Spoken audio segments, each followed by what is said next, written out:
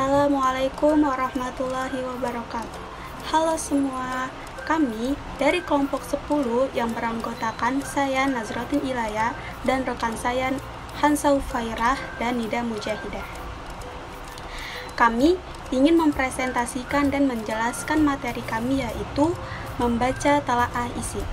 Simak videonya.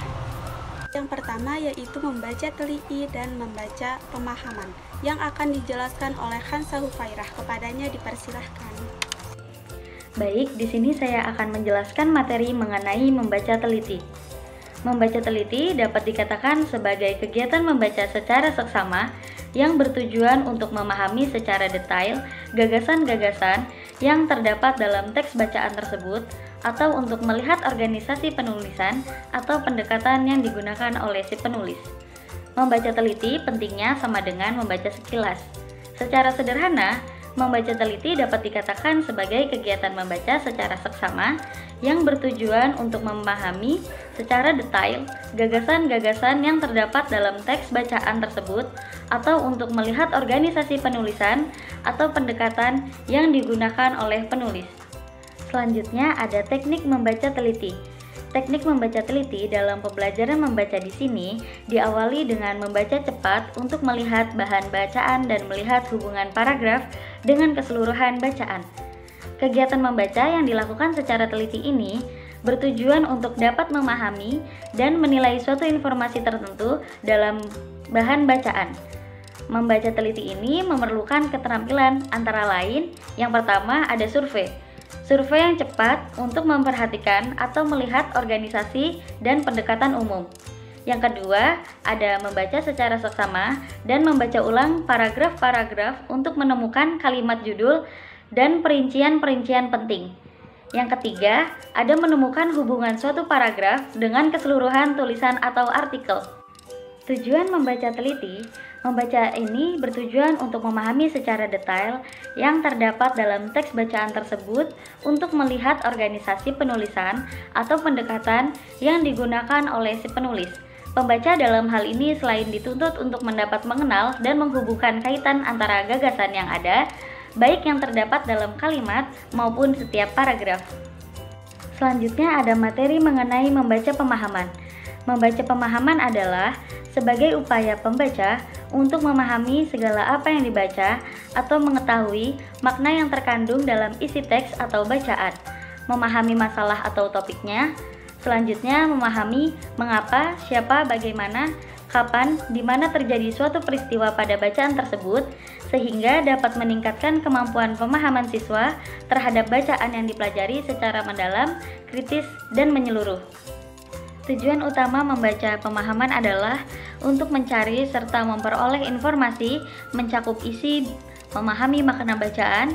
Tujuannya adalah untuk mengerti atau memahami isi atau pesan yang terkandung dalam satu bacaan seefisien mungkin, serta untuk mencari informasi yang kognitif dan intelektual, yakni yang digunakan seseorang untuk menambah keilmihan sendiri. Referensial dan faktual, yakni yang digunakan seseorang untuk mengetahui fakta-fakta yang nyata di dunia ini.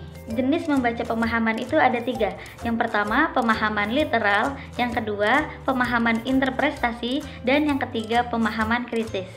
Materi selanjutnya yaitu membaca kritis dan membaca ide yang akan dijelaskan oleh Nida Mujahidah.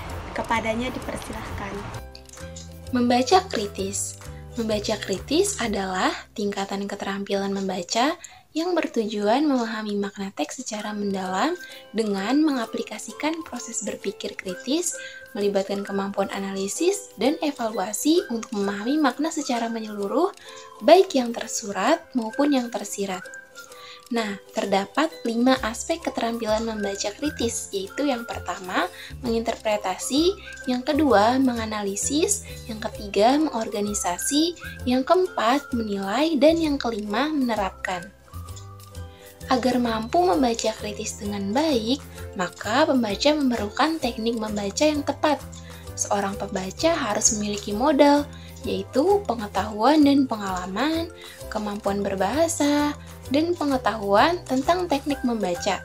Selanjutnya, membaca ide.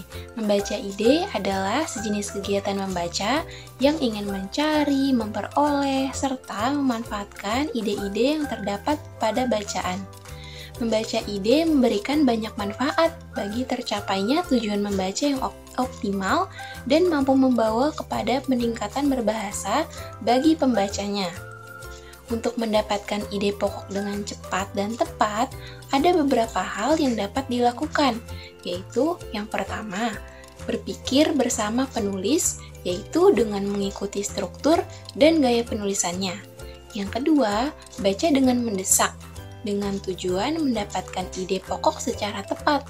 Yang ketiga, jangan membaca per kata, melainkan serap ide.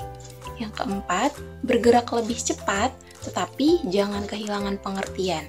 Yang kelima, bacalah dengan cepat, maka akan mengerti idenya. Dan yang keenam, cepat bereaksi terhadap pokok dari suatu karangan dengan akurat. Materi selanjutnya yaitu membaca bahasa dan membaca sastra yang akan dijelaskan oleh saya sendiri.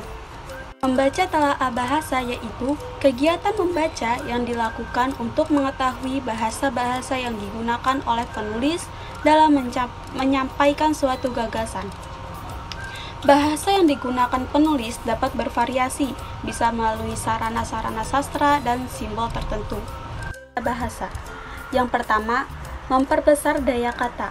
Memperbesar daya kata dibagi menjadi 9, yaitu ragam bahasa, makna kata dari konteks, bagian kata, penggunaan kamus, idiom, sinonim atau antonim, konteks dan denotasi, dan derivasi.